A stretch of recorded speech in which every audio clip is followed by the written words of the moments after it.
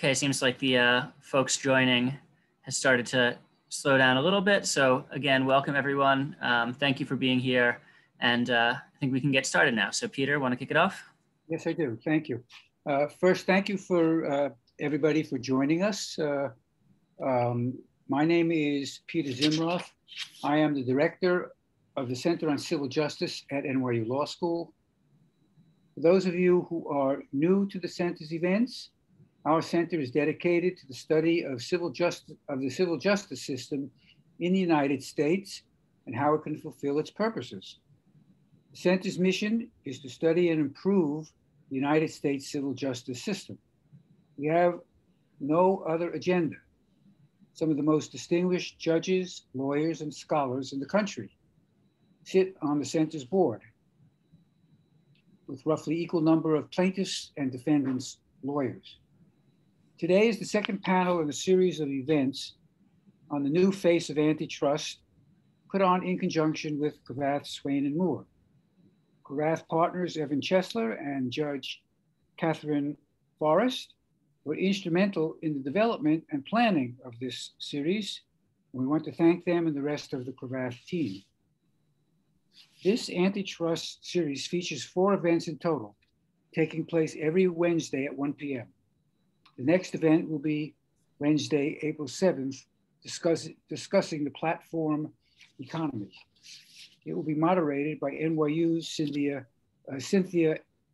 Estlund and will feature Doha Mekai from the Department of Justice Antitrust Division, Sanjutka Paul from Wayne State University Law School, Noah Phillips from the Federal Trade Commission, and Deanne Wood, United States District Court for the Seventh Circuit, for the Court of Appeals, excuse me, for the Seventh Circuit. The final event in this series will take place on Wednesday, April 24th, on the subject of healthcare consolidation. The panel will be moderated by NYU's Daniel Francis and will feature Norm Armstrong from King and Spalding, Evan Chesler from Cravath, Robin Feldman from UC Hastings College of Law, Scott Hempel from New York University School of Law, and Mark Seidman from the Federal Trade Commission. A few preliminary announcements before we begin. This event has been approved for 1 CLE credit. In the area of professional practice. To receive this credit, you will need to submit a form that we will email each of you within 24 hours of today's event. The form will ask for a code. This code will be given during the panel. Please write it down. We will also be fielding questions at the end of the event. Please type your questions in the Q&A box at the bottom of your screen. We will select among them and read them aloud. Today's panel addresses the issue of data as market power and whether in practice big data creates barriers to entry. The moderator is Thomas Streinz, Executive Director of the Guarini Global Law and Tech and adjunct professor at NYU Law School. Before joining NYU, Thomas received his doctorate in law from Ludwig Maximilian University in Munich and his LLM from NYU. Please welcome Thomas Streinz, who will introduce the rest of his esteemed panel for today's event. Thomas. Thanks a lot, Peter and David, and to the Center on Civil Justice at NYU and to Cravath for organizing this series and for inviting me to moderate this panel on data as market power and barriers to entry from big data. In my adjunct capacity at NYU Law, I have the pleasure of teaching a course on global data law with Angelina Fish and Benedict Kingsbury. And what we are doing in that course is to see how legal regimes around the world are conceptualizing data. As several events by the center have explored over the years, data is an important input factor for artificial intelligence, especially in the context of machine learning based on deep neural networks that rely on large and sometimes gigantic data sets. We can understand data as an a source for information that businesses can use to analyze market conditions or to conduct research and development, including for vaccines during a pandemic. And there are interesting questions about our data as a regulatory object and as a market shaping factor. Now, with a theoretical approach, maybe saying that data is non-rivalrous and non-excludable and hence a public good that can be shared to everyone's benefit. But in reality, what we'll also hear from the panelists, data is often not being shared and instead carefully guarded by technical and by legal means. So in this panel, we will explore this relationship between data and market power, and we'll consider instances in which not having access to data might be a barrier to entry for competitors in both vertical and horizontal relationships. And we'll do that from the perspective of antitrust law, but we'll also consider the limits of antitrust law and areas where antitrust law might not go far enough, or where antitrust law might come into tension, or at least in some form of entanglement with other areas of data law, in particular data privacy law. Now, we have a really excellent panel that the organizers put together that will allow us to discuss these questions really from 4 different perspectives. And I would very much like to structure this as a relatively open conversation. So we will have relatively short introductory statements, and we'll then transition into a discussion. And all of you that you're listening out there in the world, I encourage you to make use of the Q&A function, and I'll weave in the questions that you pose to the panelists into our discussion. We will go initially in the order that was announced in the program. So we will start with Taylor Owings, who was formerly Chief of Staff and Senior Counsel at the Antitrust Division at the US Department of Justice, but is now speaking in her personal capacity based on her extensive experience in government and private practice.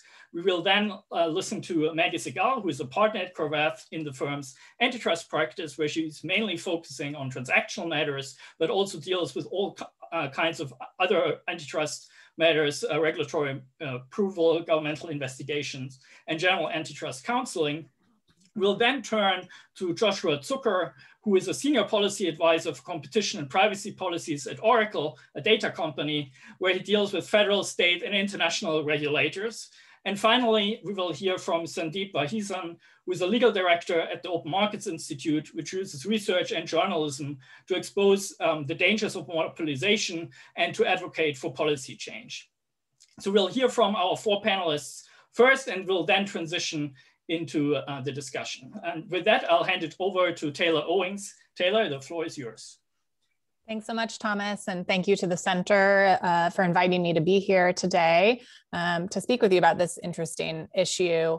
I thought that to start off our discussion, I think one of the most useful things that I can do, one of the most useful perspectives I can provide, is a little bit of an overview of the agency enforcement actions that have in the past decade or so really involved some of these interesting questions about whether data is a barrier to entry in a certain market. And so just to give a brief background and sort of highlight the ways that enforcement agencies have treated this question, and then also sought to remedy problems that have come up when competition would have been reduced because of a lack of access to data by competitors. So one way to categorize these types of enforcement matters is by looking at horizontal mergers, vertical mergers, and then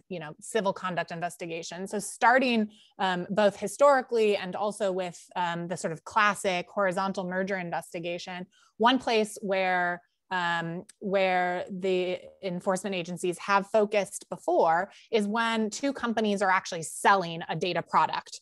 So this might be the most obvious and classic case of antitrust enforcement touching data and the sort of proliferation of data is when a company is in the business of selling data. And that was the case in a 2008 merger between 2 companies that sold financial data sets and services related to the financial data sets, and that was Thomson and Reuters.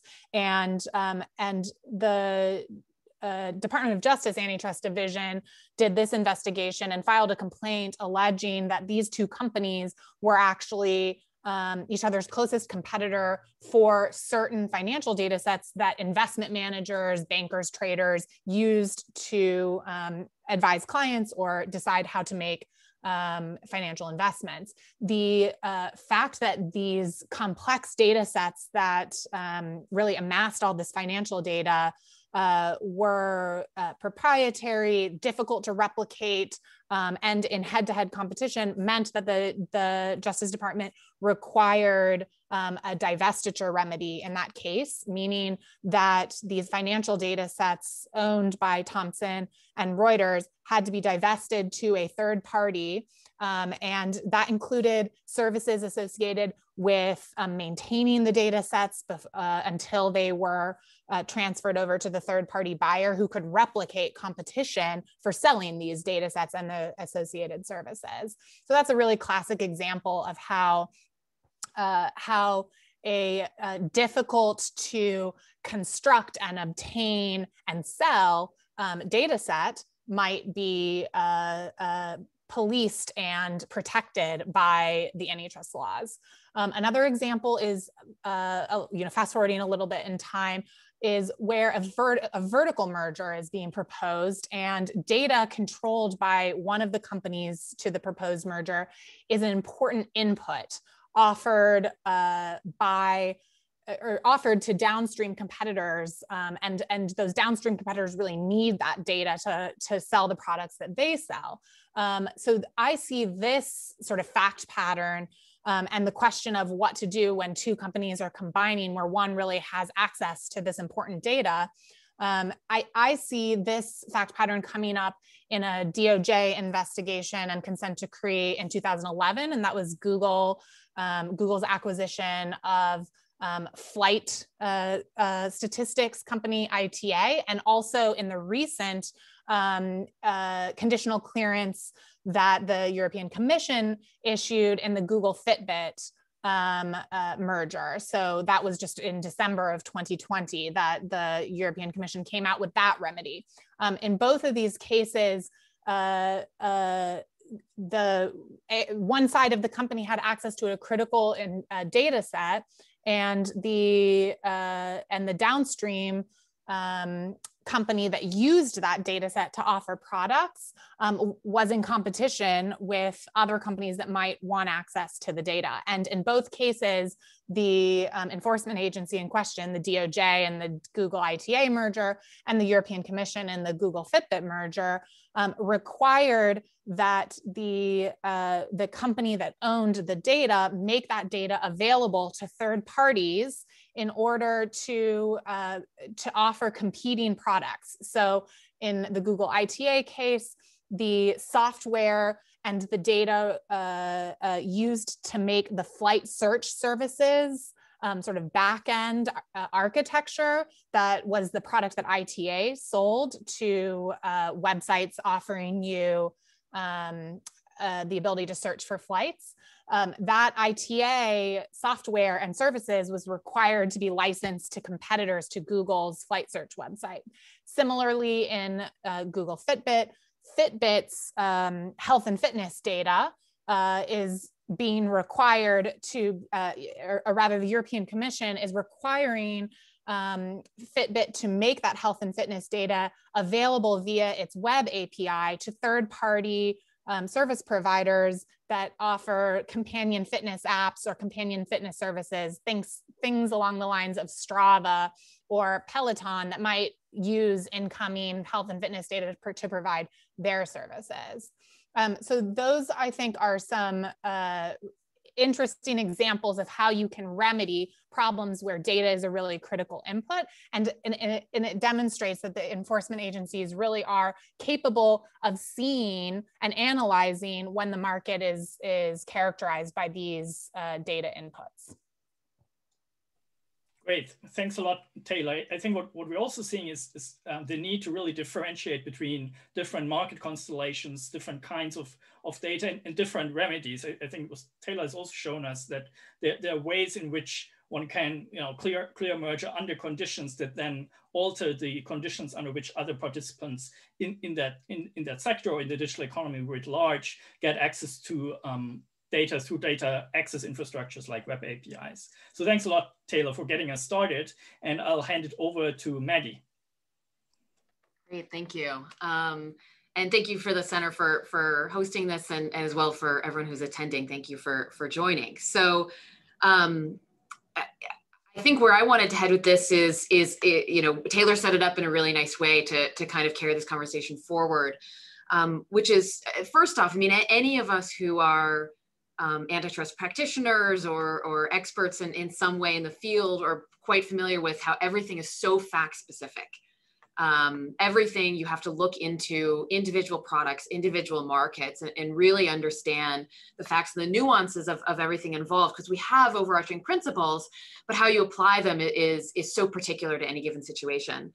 And when I come in to approach this, I think about, well, let's say one of my clients came to me with an issue. The questions that I would be asking are thinking about when we're talking about data, and this distinction, I think, came up a lot when thinking about the topics for this.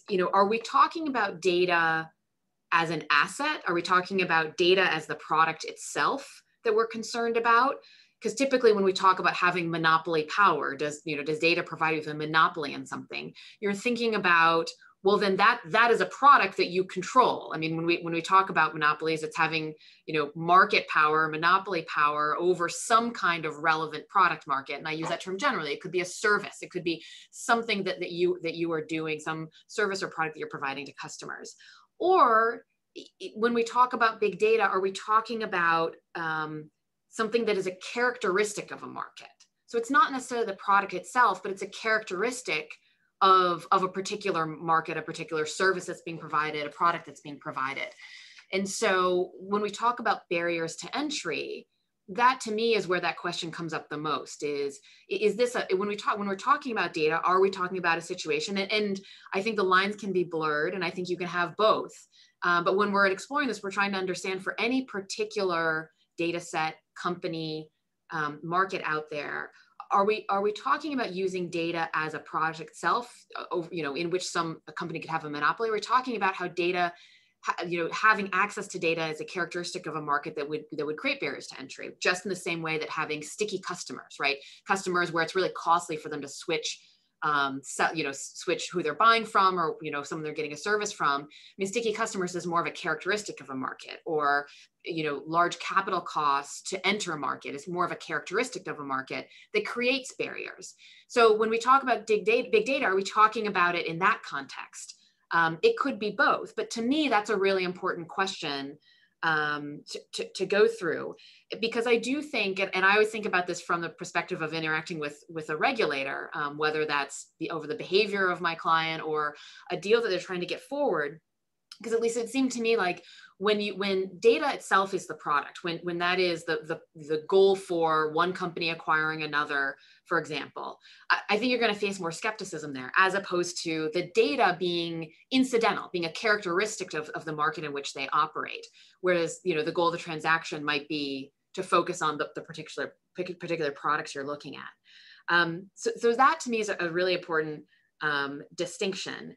And, one of the ways too that I think that distinction plays out in a number of ways. It can be whether you're talking about, do we think that there's going to be any sort of anti-competitive harm from either a behavior or a transaction, or do we think there are pro-competitive benefits to that very same thing?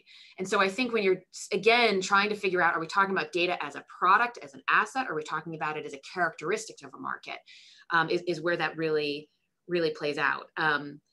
And I think one or two other comments on this, which is that I think there are some kind of assumptions that will make a lot, which is that, one, the data that we're talking about is consumer data, that it's control over feedback from consumers on their behavior, their interaction with a product, their interaction with a service. As opposed to, I mean, there are tons of industries out there where data is a really important key component, but it's not really but part of this discussion we're having about big data. And so I think the key thing about consumer data, and this is where I think it leads to talking about innovation as well, is we also assume that more access to data, more access to consumer data, more access to feedback will lead to better innovation. That's an assumption we're making. It may be true, but when we talk about innovation, we talk about data as a barrier to entry. The question is, do you, for example, need access to this consumer feedback data or data about consumers in order to be able to better innovate in the product or the service you're providing? Which I think is I think we can all just intuitively say for certain industries that definitely has to be the case.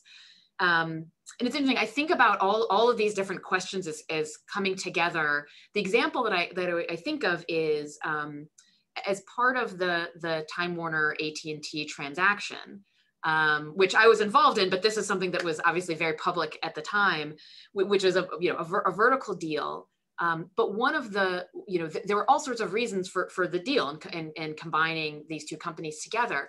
But one of the things that was that AT&T discussed was the importance of the virtuous cycle, which is that you have great content, which leads to greater viewer interaction, which leads to more feedback, which leads to better content, which, and it's this virtuous cycle. And the importance of being able to collect consumer data, because you had, a content provider, for the most part, a content provider in Time Warner, and then you had a distributor in AT&T who had the customer touch points, and being able to combine those two things.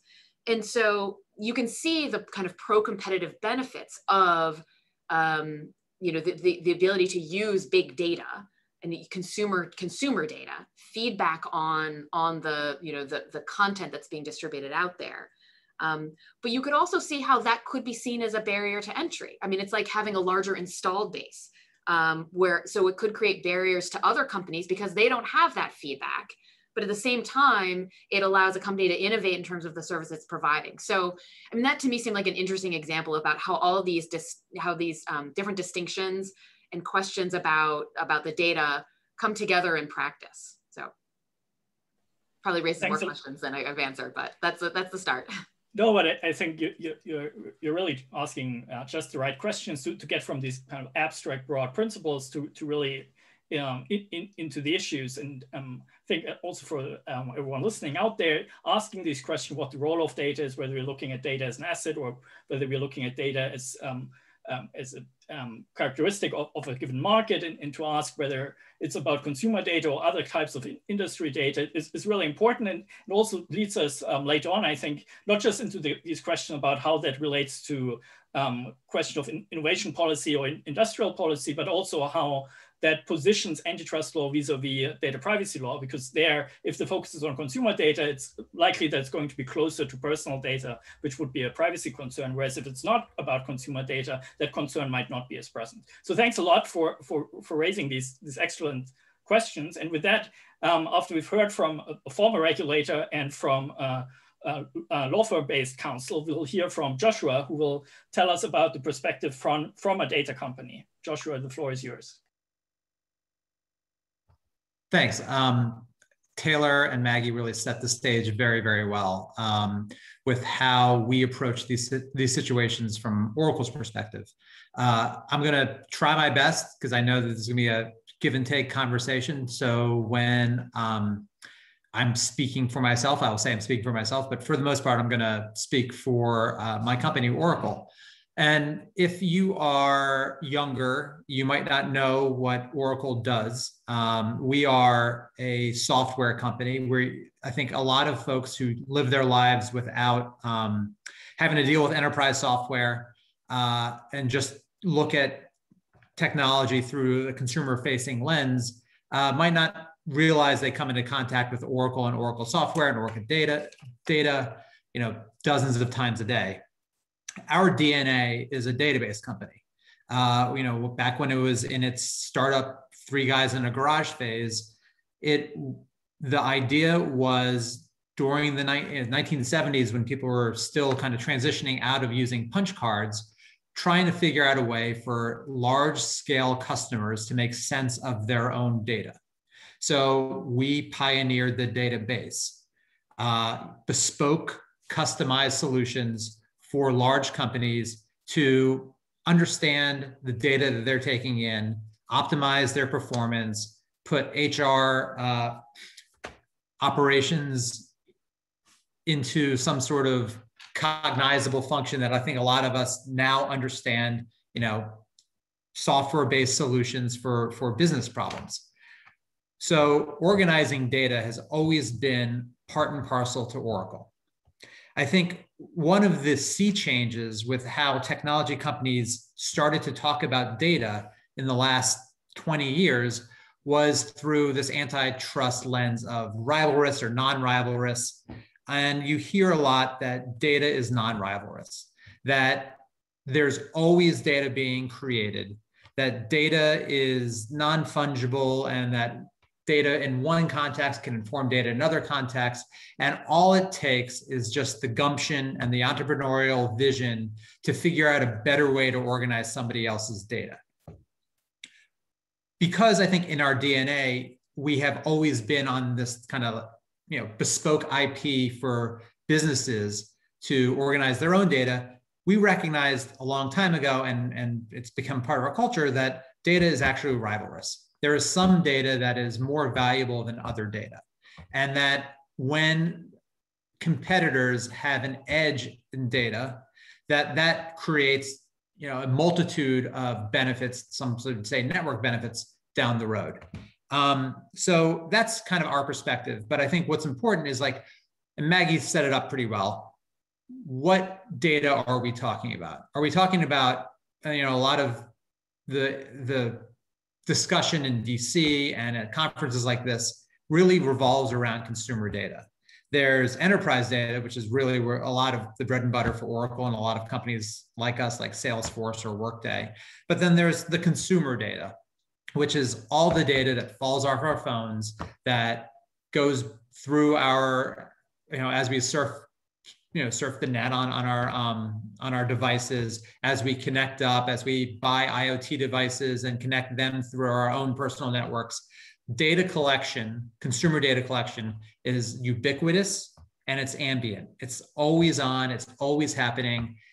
Even when you're not aware of it, it's like if you have all your lights off in the house, there's still electric current going through the walls. And the same kind of happens with consumer data.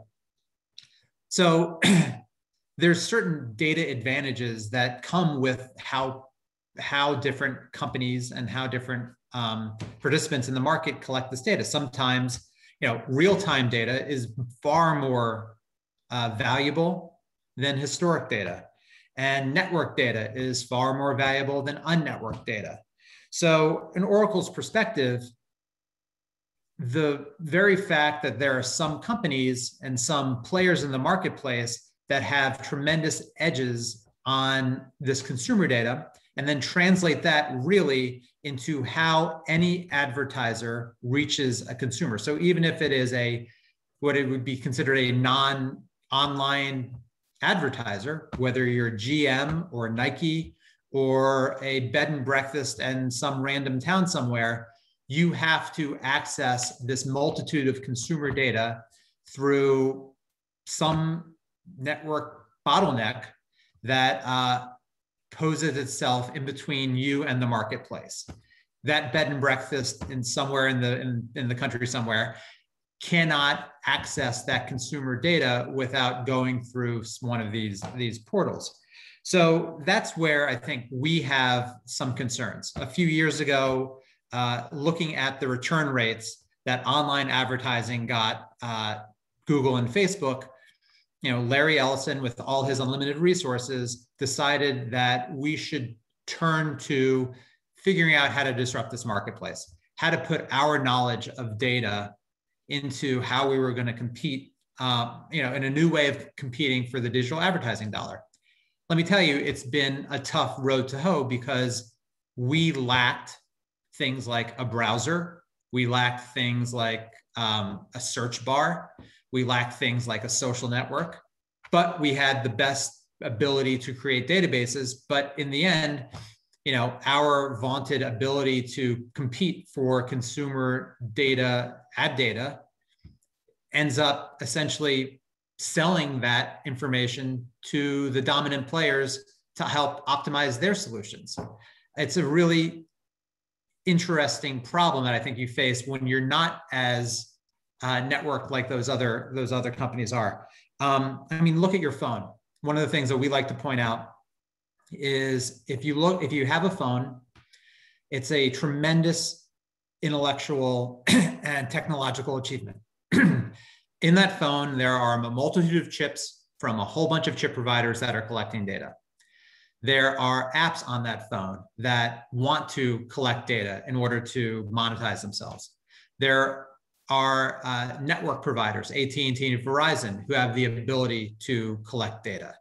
There's the OEMs, Samsung, Sony, or Apple, that all consolidate all of that to be used in a phone. But at the end of the day, the operating system, which is basically the dumb software that connects it all, collects all the data. And that really is two choices in this country. And throughout the world, it's a dominant Android position. Just the US and Europe essentially have where it's a duopoly. So that's our perspective. We think that, again, data is actually rivalrous. It can pose a barrier to entry. That without correcting for that, there is going to be a continual monopsony problem in the data marketplace. Great. Thanks a lot, Joshua, for introducing yet more distinctions and important categories, starting with the relationship between data and the database as an Oracle product, and with the idea that there might be data that lends itself to thinking about in intellectual property categories where something is being designed, and other kinds of data that's just being collected where it's much harder to make a conventional IP claim out of it. And I think the final thing I want to highlight from your initial remarks is that you're pointing us to these infrastructures that are central to data collection and the amounts of data that are being collected by, in your example, the operating systems that run on smartphones. And there are other examples where certain entities control certain infrastructures that certainly collect a lot of data. And then the question becomes who should get access to that kind of data and under what terms. With that, we'll hand it over to our final speaker on this panel. Sandeep, please take it from here. Thanks so much, Thomas, and thanks to the Center for organizing this interesting event this afternoon and inviting me to participate. So I think I'm mostly going to build off what Joshua said. So when we're talking about data, I think it's important to first figure out, why is data so coveted today? Why is everyone chasing it? And an important reason is because so many business models today depend on targeted advertising, also commonly known as behavioral or surveillance advertising. So publishers like Google and Facebook offer a very detailed profile on each one of us. They can allow advertisers to reach their desired audience with greater precision than rival publishers such as newspapers and TV stations. At least that is the perception, and manufacturers, marketers, and political campaigns certainly believe that Facebook and Google are more effective for reaching prospective customers, prospective audiences than their competitors are. So how does a firm build such a detailed personal profile on every one of us? The best way is through systemic online tracking complemented by smartphones, wearables, and smart home appliances. Facebook and Google simply know more about us than anyone else because they surveil us on their massive online networks as well as through assorted offline devices. And Eric Schmidt really captured Google's surveillance capacity a few years ago in a very revealing and rather creepy comment. He said, "We don't need you to type at all. We know where you are. We know where you've been. We can more or less know what you're thinking about." And others certainly try to track us in this way, but none of them can construct the same detailed profiles as Facebook and Google. The reality is many people spend a great deal of time on Facebook and Google properties and services, and much less on even very popular sites like the New York Times and ESPN. So to just offer some numbers to put this in perspective, Facebook has 2.5 billion active users. It has more than 1 billion users on Instagram, Messenger, and WhatsApp. And Google has 9 services or products with at least 1 billion users. These are simply surveillance dragnets that cannot be matched. And I think that's a better frame than data for talking about what's really going on. It's critical to emphasize that data surveillance to be valuable for advertising purposes has to be ongoing. A large repository of user information that hasn't been updated in 6 months or a year is not nearly as useful. Our preferences, our tastes, our desires change over time. And so publishers need to have up-to-date information to offer this value of precisely targeting ads and other content to the right audiences. So how did Facebook and Google build these massive surveillance dragnets? In part through countless acquisitions. So for example, Facebook acquired WhatsApp and Instagram. Google bought Android, DoubleClick, and AdMob, just to name a couple of examples. And they also engage in assorted exclusionary practices to preserve their dominant surveillance dragnets, using conduct like tying and exclusionary contracts, as have been alleged in the recent federal and state antitrust suits against the 2 companies. But I think we have to think more broadly. It's not just a question of size. We have to really think about the basic business model itself. And as a threshold matter, it's worth remembering that law and policy make and structure markets. There's no such thing as a free market. The things we take for granted, property and contract, are defined and enforced by the state. So when we have policy discussions like this one, we're really debating what configuration of rules would promote a fair, equitable, and broadly prosperous society. And for present purposes, we should ask ourselves, is surveillance advertising consistent with public values?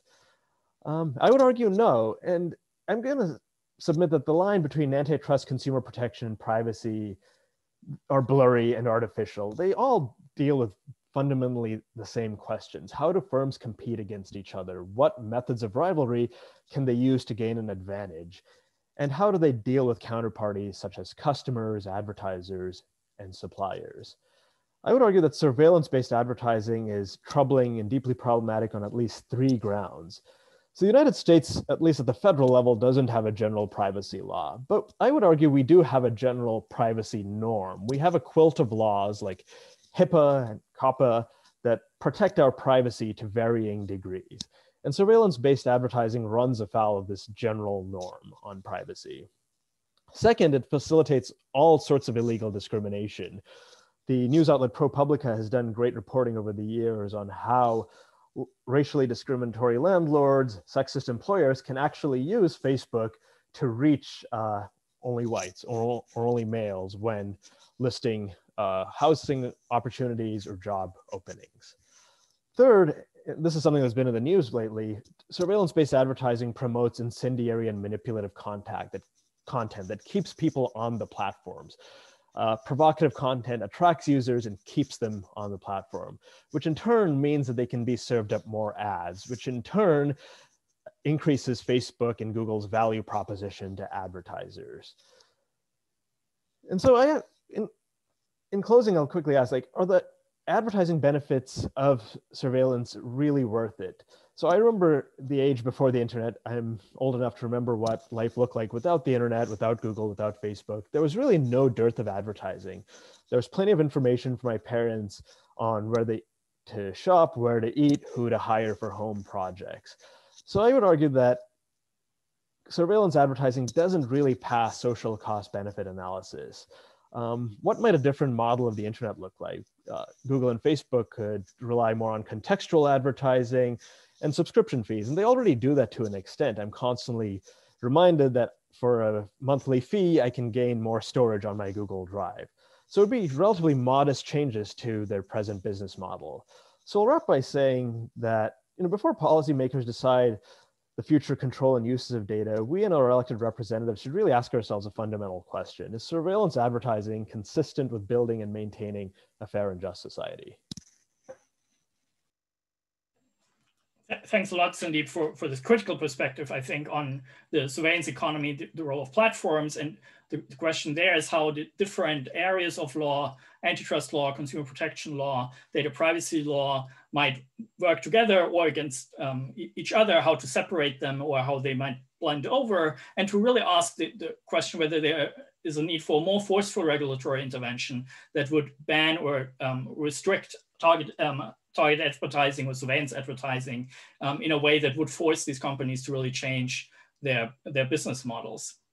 So with these initial statements in place, I would invite the audience to bombard us with questions that I will feed to our panelists. And I think I will start by giving the floor back to Taylor to talk a little bit more about this topic that Sandeep has already also keyed up, which is the extent to which antitrust law really cares about privacy and whether antitrust law interventions might be beneficial for the larger privacy landscape in which these companies operate and in which we all live.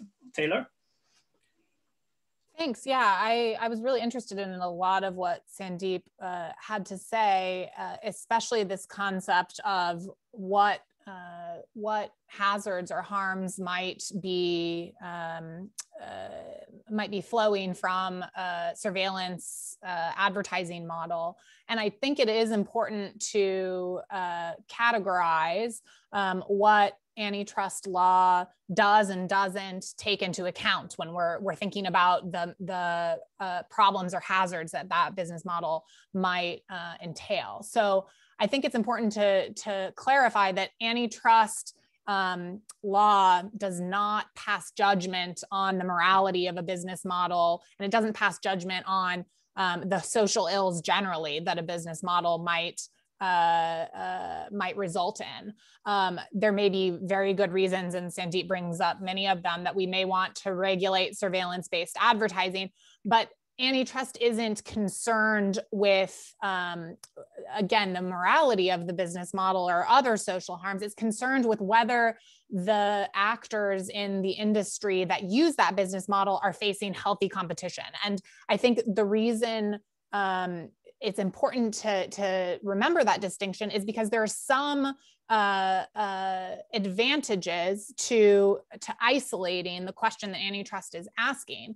And when companies use a business model that collects data and uses it to personalize advertising, they are going to operate fundamentally differently if they're facing competition in that business model, if they're not, and then from a situation when they're not. And so antitrust laws ensure that companies don't merge to monopoly where they're the only ones they're the only ones operating this business model.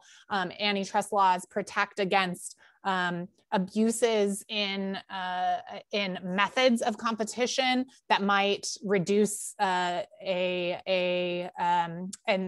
personalized advertising company's number of competitors through exclusionary conduct. And the real critical piece there is that once an advertiser is not facing robust competition, they would be less incentivized to treat data carefully. And so in this sense, I think if the answer is a resounding yes, that antitrust law cares about privacy, because privacy is in many contexts a value that consumers are looking for. It's a metric along which consumers compare products. And when a reduction in privacy is demanded by a company that does not face any competition for its services, consumers suffer. And that is a measurable harm that the government is very aware of, very willing to investigate, and very willing to charge in a complaint, as you've seen in the DOJ's Section 2 complaint against Google, and the FTC and states' complaints against Facebook. The allegations of anti-competitive harm there include the allegation that those companies are taking more consumer data, reducing privacy without providing commensurate services in return, and that consumers are worse off as a result of that. Great, thanks a lot, Taylor. I'll hand it over to Maggie with any responses she might have to Joshua and Sandeep, and maybe also, if possible, a response to the question we got in the chat from Jose, who asks about trends and consistencies about the valuation of data and how to determine the value of data, particularly in the context of transactions. Maggie? Yeah, so it's funny. I was thinking, I was having similar thoughts to Taylor about the questions about the limits of antitrust and in addressing, and I'm going to say broadly, power. I mean, it's I think a little bit too about what Joshua was saying in terms of there are companies. I mean, the Googles and the Amazons and the Apples and the Facebooks, right? That there's this concern about. I mean, they're acting as a gatekeeper in a certain way, and I think what tends to what we kind of think about is, are they essentially leveraging their power over some kind of resource, whether we're talking about data as an asset, as a resource, as, a characteristic of a market, but there's some sense of that they're leveraging this power. And look, I think at least, those of us who've thought about this before, there are limits to the, monopoly leveraging claim here. I mean, that is something that I think, lots of folks have thought about is that a way to, is that the antitrust issue here? That there is some kind of monopoly over a resource or an asset or something valuable that is being leveraged to harm, others, maybe in different markets or something like that. But I think ultimately what it comes down to is there's something about the power that these companies have that feels different. And I think that does go to this question of, look, the focus is on consumer data, right? I mean, that seems to be what this new world is that we're looking at, because the consumer data gives you the best insight into what people are thinking, what they want, how to sell more things to them. And so it's that this, and I think too, that's, to answer the question, I mean, that question of what is valuable, what information is considered the most valuable, it's actually not something that I've seen when it comes to mergers in front of the agencies or anything that's required in a remedy. But I think it actually fits more into all of the thinking that people are doing about what it is that makes us uncomfortable about the power that these companies clearly have. Right. And it's that it's giving greater insight into how to better sell or market things, different things in different markets to people. And so that's where I think that we have this disconnect. So I mean, one, the fact that this is the focus in what seems to be the most valuable information is consumer data. And that's what makes us all uncomfortable. And that's where you get this intersection between antitrust and privacy law, which is, there's something about the power these companies have over data about all of us. The fact that, that my Amazon Alexa knows everything about me because she's listening all the time to everything that's happening in my apartment. I mean, it's like that type of thing that makes people uncomfortable. And so it's just trying to identify, is the power that we're concerned about something that the antitrust laws are designed to prevent? Is it something else that needs to be regulated? How is it how do we do that? And I think it's, the reason that people find this information so valuable is that it impacts their ability to operate in other markets. And so maybe that's the disconnect, which is it's powerful and it's valuable because it gives insight into, it gives companies advantages in, not just in a market for the data itself, but for other markets as well. But there's a limit in terms of the antitrust laws in how you can prevent leverage in one market from harm in another market. And so maybe that's what the disconnect is that there's such a strong benefit in that direction, but at least under the case laws that exist now, it's not something that is so easy to identify as an anti-competitive harm. Great, thanks a lot, Maggie. Before we continue the discussion, I'll provide some very important data for those of you who want CLE credit. The CLE code is CCJ8024. CCJ8024.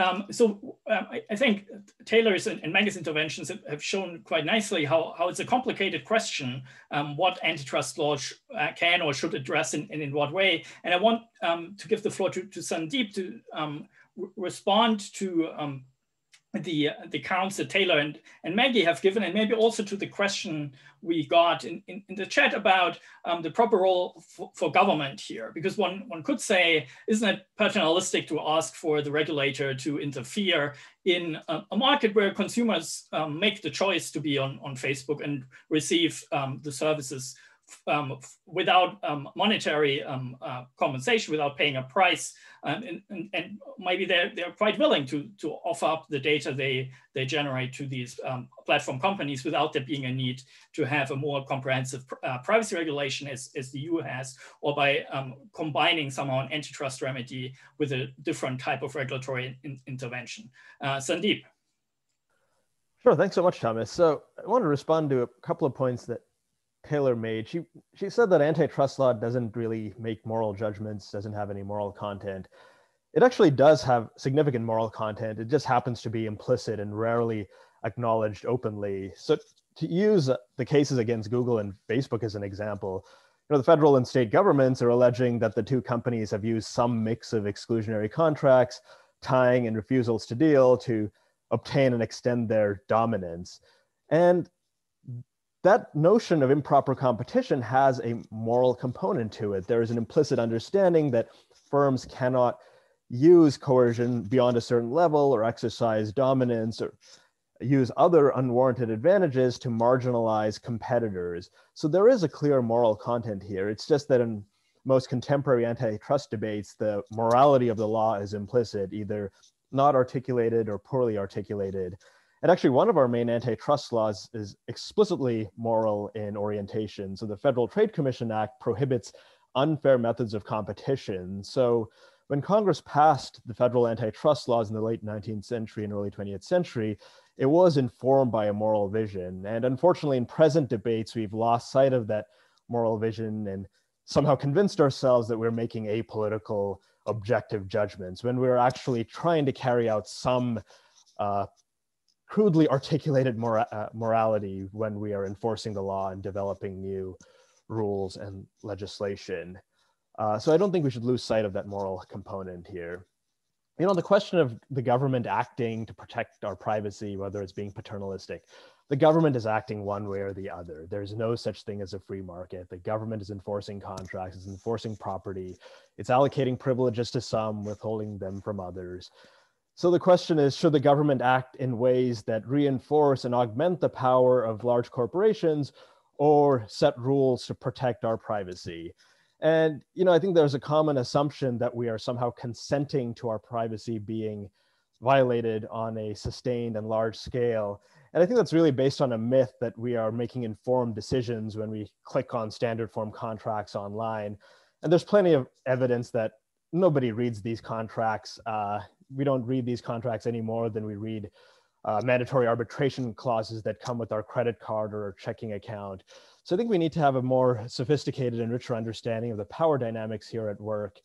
And to the extent that we're consenting to any of these privacy violations, I think a better term would be that we are assenting or really acquiescing to them. There's no meaningful consent.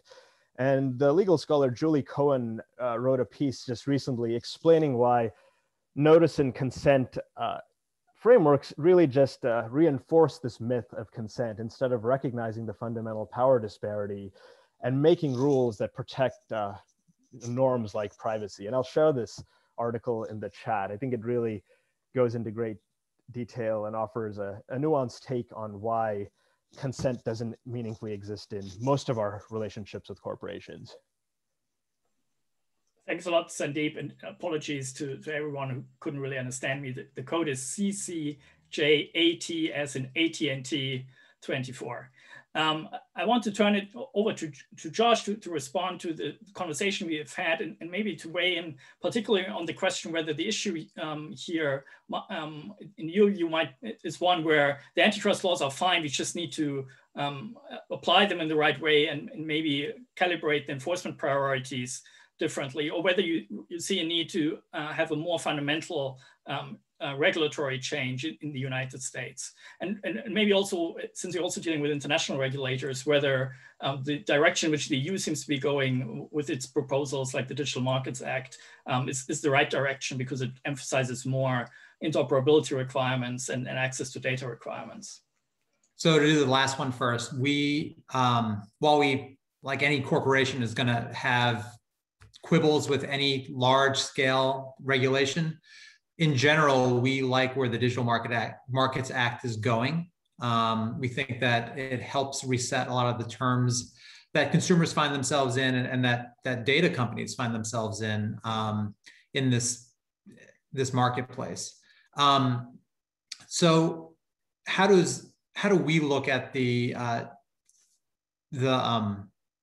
American antitrust laws? I think our perspective is that if used as they traditionally should have been used, there would not be a need necessarily to rewrite any, on a large scale, the US antitrust laws. We think that there are 3 fairly strong antitrust cases against Google using the existing authorities. There's 2 strong antitrust cases against Facebook using the existing authorities. It's just how we have used these tools or misused these tools or omitted these tools in the last generation of antitrust non-enforcement that we've let kind of the horse out of the barn on this.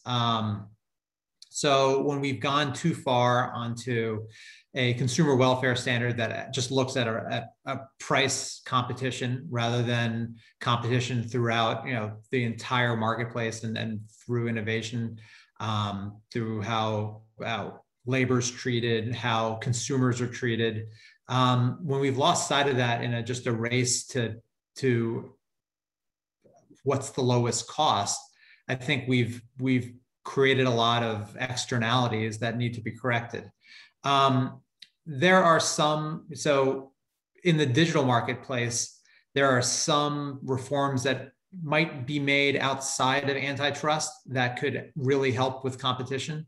If there was opt-in consent for consumers when they sign up to a service, if there were rights that consumers had when a service changes these privacy policies, and let's call them what they are. They're not really privacy policies. They are data collection policies. And so like last week, I saw that TikTok is taking away the choice from its users who opted out of behavioral advertising. So if you want to stay on TikTok, and increasingly these platforms are just integral to how people live their lives. So if you want to stay on TikTok, you have to accede to this new privacy policy. Think about the consumer that buys a TV, a smart TV, hangs it on their wall, and then suddenly, it's going to authenticate where your phone was all day to what ads you receive on your streaming when you stream content. If that's a change that happens after you've thrown away the receipt and hung the $1,600 TV on the wall, what's your right as a consumer? So in many ways, there are basic privacy protections that could inform and help alleviate a lot of the competition problems without actually having to rewrite American competition law.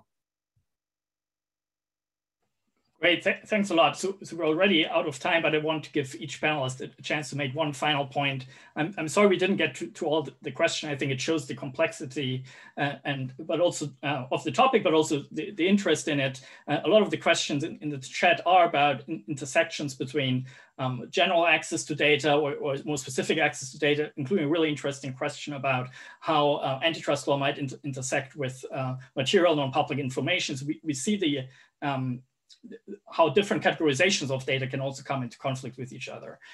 So I'll go in the order in which we started. So Taylor will go first, then Maggie, then Joshua, and then Sandeep, and then we'll wrap it up. And it's a quick fire round, so 1 minute each. Gosh, there's so much interesting to say about what we've talked about, but maybe as a parting point, I would just emphasize the need in answering any of these questions to really focus the analysis on whether a company that is collecting and transforming data is creating value for consumers. So are they organizing or processing data in a way that becomes useful for consumers and creates value. If they're doing that, then I think as a general matter, we want to be careful not to disincentivize companies from investing in those processes. If the data is not being meaningfully invested in, collected in a way that is then being transformed for higher and better uses, then I think we ought to be a lot more concerned with ensuring that there's open access, interoperability, and we shouldn't worry so much about dinging companies who just so happened to get access to that data, but didn't really invest in transforming it for a valuable use. Great. Maggie?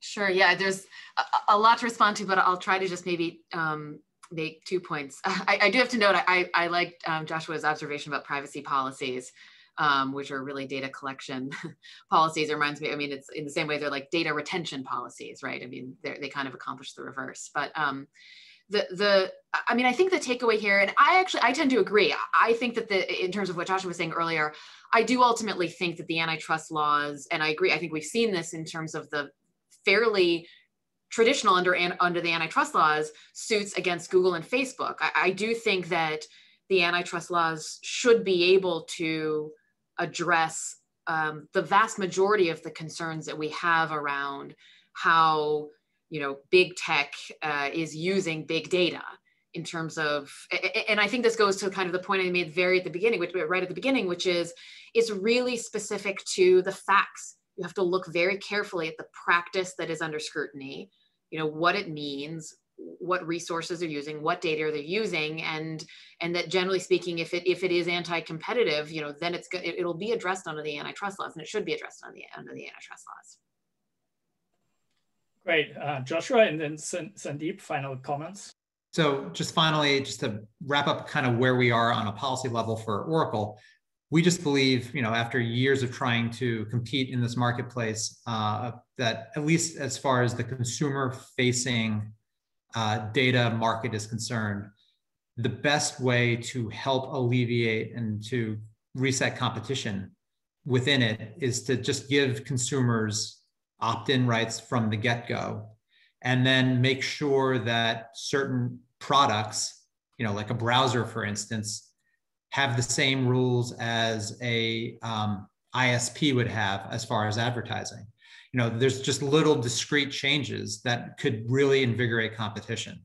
So, and the other thing that we think should happen is that provided with opt-in consent for consumers should get some sort of material value beyond free email or a free social network for the data they provide. And if given opt-in consent, they don't want to participate, that's fine. They can go back to the hellish landscape that existed 25 years ago when you saw a McDonald's ad if you were a vegetarian.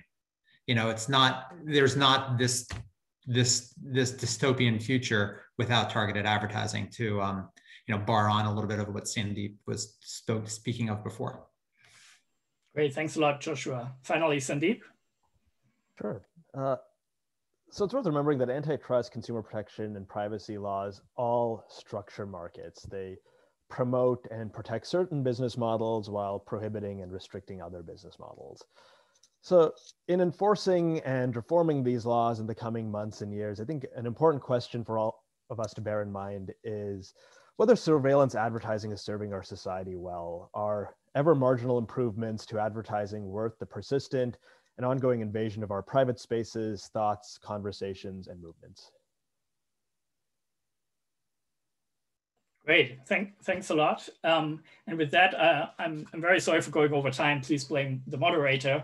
I'll hand it over to Peter Zimroth to wrap it up. Thanks a lot for this session. I learned a lot, and I hope all of you listening to us and watching us feel the same.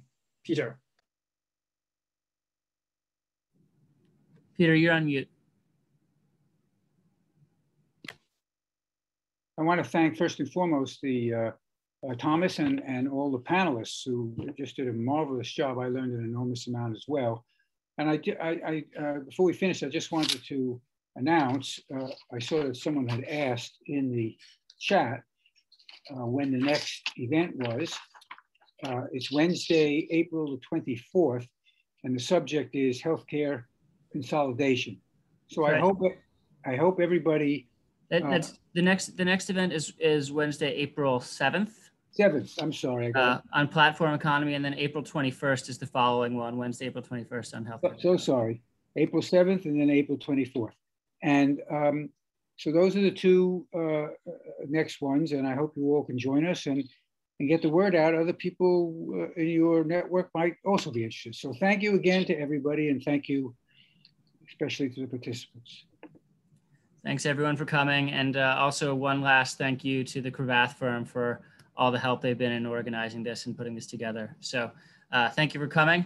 And we'll be following up within the next 24 hours to send you a form that you can return to get CLE credit. Thanks everyone. Thanks so much. Bye. Thanks a lot. Bye.